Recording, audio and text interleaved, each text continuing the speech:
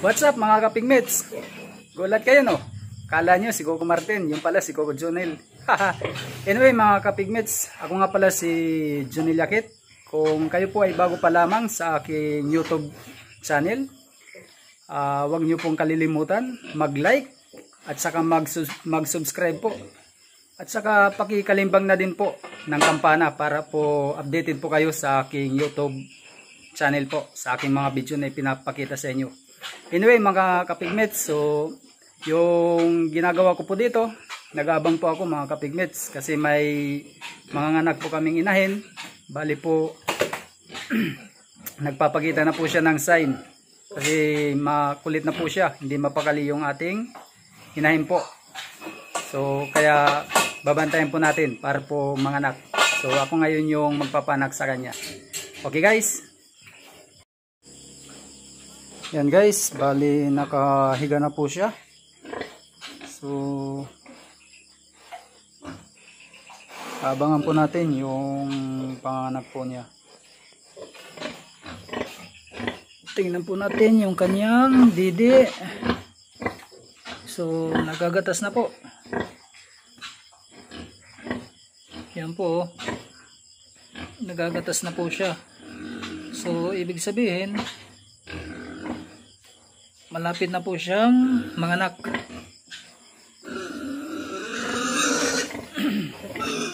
Kaya babantayan po natin.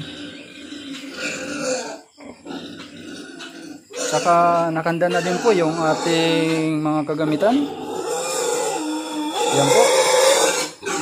Naka-alcohol na po yan. May pantali na po tayo ng kanyang pusod at saka ang putol. At saka ito po pamputol po ng kanyang ngipin, yung kanyang pangil po. Yan po. At saka may gloves po tayo. Ayan. Nakanda na po. So papakita ko lang po sa inyo mga kapigmates yung una naming inahin na nanganak, yung piglets niya. Papakita ko po.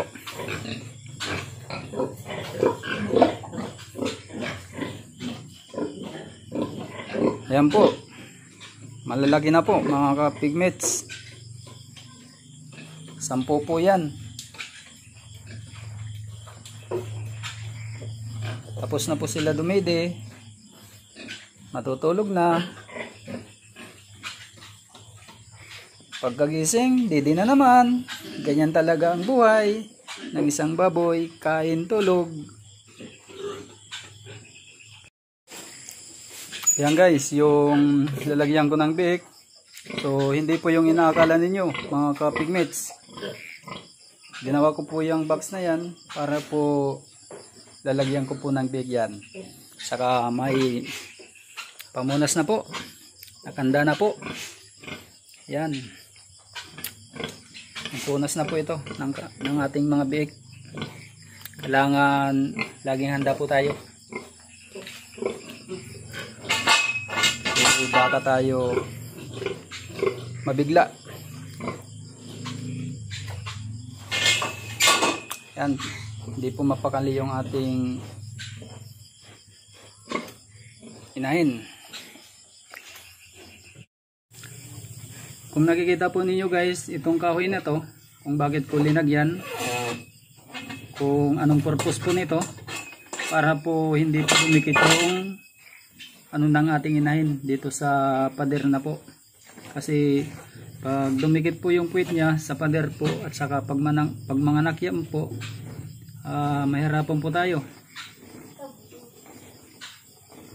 Hindi po makakalabas yung ating biik. May iputan po siya. Kaya yun po yung purpose natin. Ilinagay natin ito.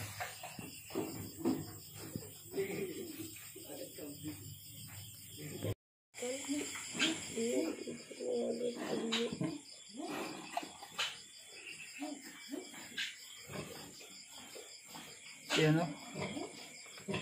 May gatas na po.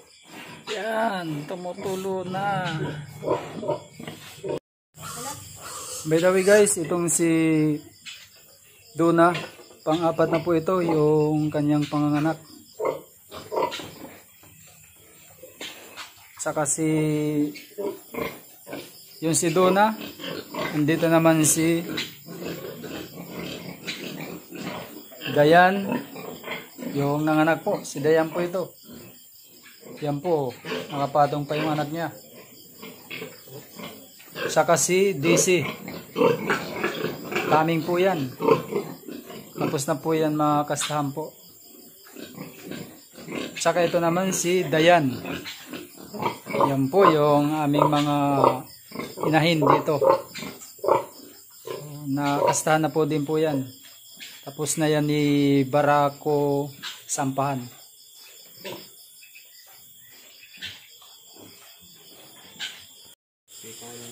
May taga-witness kami. 3 po yung witness namin. Yan po mga mapupugi po. Ang pupugi ng witness ko. 3 po yan. Tingnan nyo. Nagabang po sila sa panganganak. Gusto nila makita kung ano po yung panganganak ng ating inahin. Ang pupugi po. Yan guys, umiiri na po yung ating inahin. Yun po, si Duna, yun po. Lalabas na guys, ayan na, ayan na, ayan na. Nasusaksihan na. Ooh, welcome. Welcome my piglets. Wow. Wow, ang laki guys. Ooh. Tingnan nyo. Ang laki, ang laki. Unahin po natin yung kanyang bunganga. Madulas.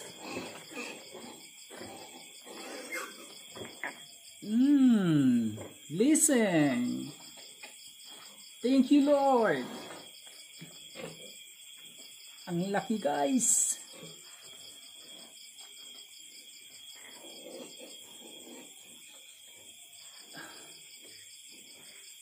Kaya pala nahihirapan yung ating inahin kasi ang laki.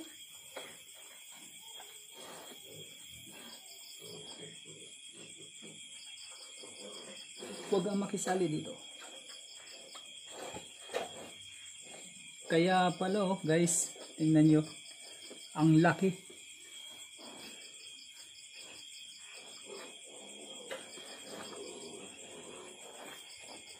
Huwag ka nang malikot. Miga ka na lang dyan.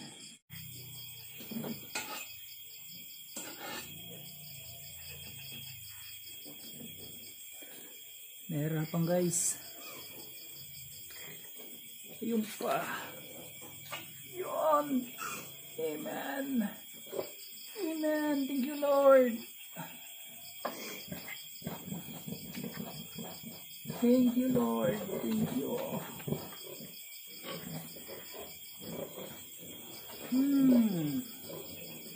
Yan guys, oh. Kaya pala mahirap manganak pag malaki yung linalabas.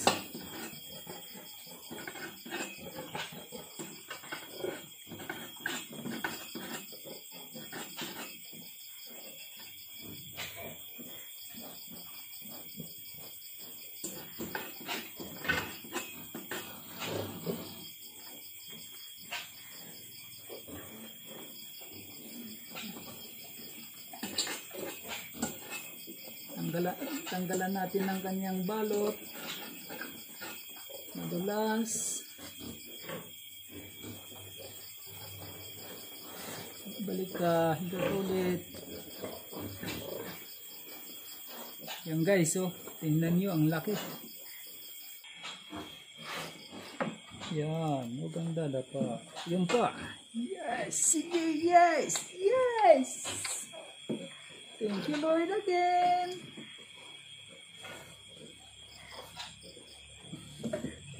Kung nakikita nyo guys, ang laki ng kanyang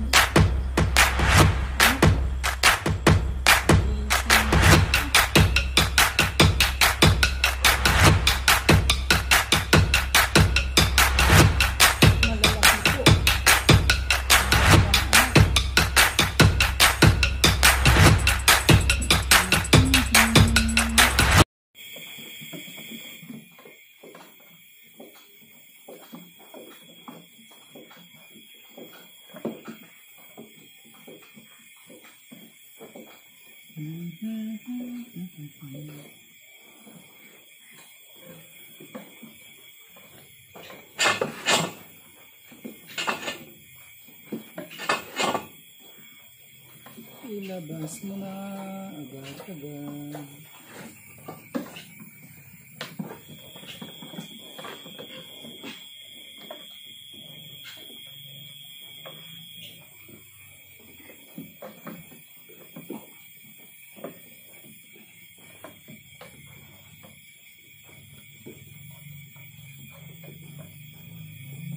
Sige pa. Sige pa. Yan na. Yan na. Yan na. Yes! Thank you again, Lord. Ang lalaki ng kanyang bihik.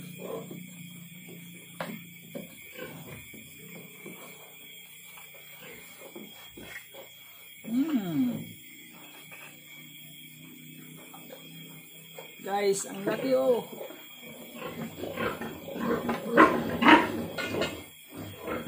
Okay, may dyan.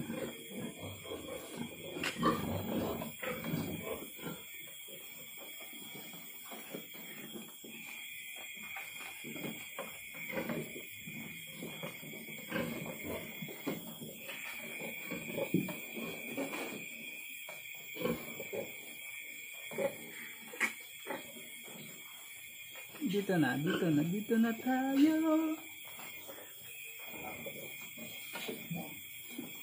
Diyan ka.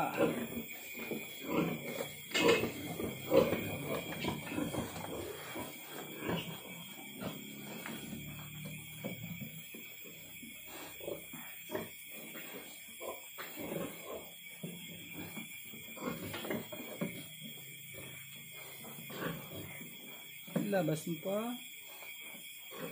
Thank you, Lord.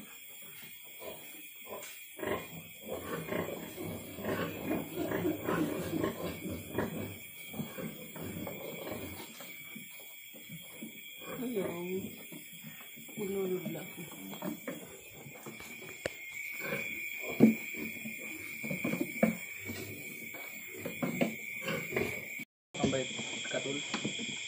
Okay mga kaibigan, so yung baboy po namin ngayon ay nanganganak, so still laboring. So antayin natin hanggat lumabas yung piglets. Yan po, yan mayroon ng 5 na piglets dito.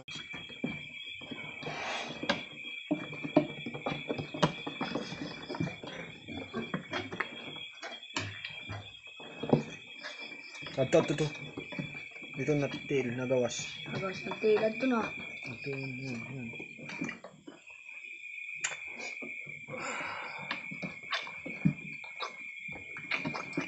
Duduha dito, nagsunod. Ikadi. Kabot. Ikadi. Dalawa. Ito paturuan nila. Okay, magdudug. Oo, dalawa eh. Kumbulsun. Meron mo pa. Kaya mo yan.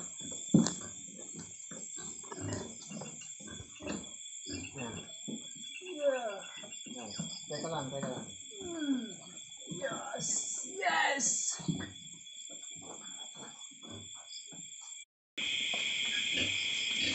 So ayan po mga kaibigan, yung piglets natin sa pagpapatuloy hanggat di pa natatapos yung panganganak ng baboy. So hopefully there is some more. Daduan. Yan po yung ating doktor ng mga baboy. Kung hindi pala doktor, anong tawag doon? Yung technician. Hindi technician. Pediatrician.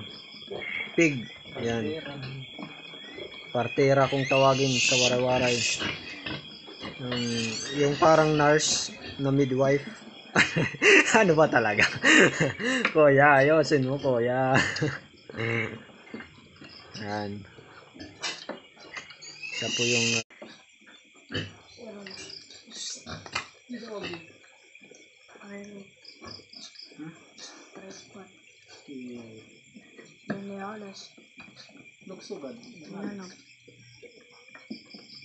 so gutom na talaga, halatang gutom na yung mga biik. But hindi po natin maaring ilagay muna kasi makaka istorbo sa ng inahin sa paglilibor. So yung mangyayari ay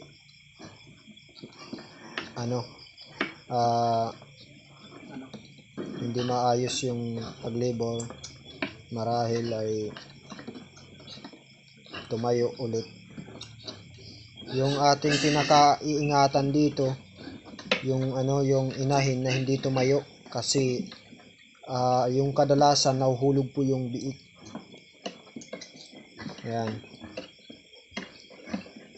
So we have around 11 piglets.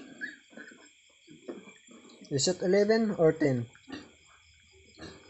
12. Probably 10. 12? Really? 12. Okay. According to Mr. Who are you? What's your name? Yan.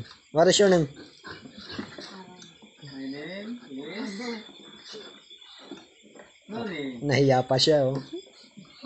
Alam naman namin, wala kang hiya eh. Sige na, pakilala ka na sa camera. Maraming mga viewers na anuhin ka. May cellphone? May ka cellphone? Wala. Can you speak English? You're speaking in dollars? So, medyo mga kaibigan ay matagal-tagal pa po yata kasi nagpapahinga pa yung inahin natin. Ngayon ay patalastas muna tayo. Ethanol. Yan po. Yung alcohol na antibacterial at makakasigurado na ilan? Yan, 70% solution. Ayan po mga kaibigan. Kunin niyo na po yung ethanol. At atin po yang mabibili sa Mercury Drug. Ayan po mga kaibigan, Mercury Drug. Yung balot na kunan ng Bantayan na siya. ethanol. Okay. So mayroong baka tokbon. Oh, lipad. Wag diyan. Wag mo dadapuan to. Baka ma-infection. O, di ba? Hinang-hina ang baboy na naglalakad-lakad. Hindi. Nagpapahinga lang. Hindi naman So, yan. So, sa pangsamantala, puputulin po natin yung ating video. Okay po, so magpuputol po kami ng kanyang pusod at saka yung kanyang pangil.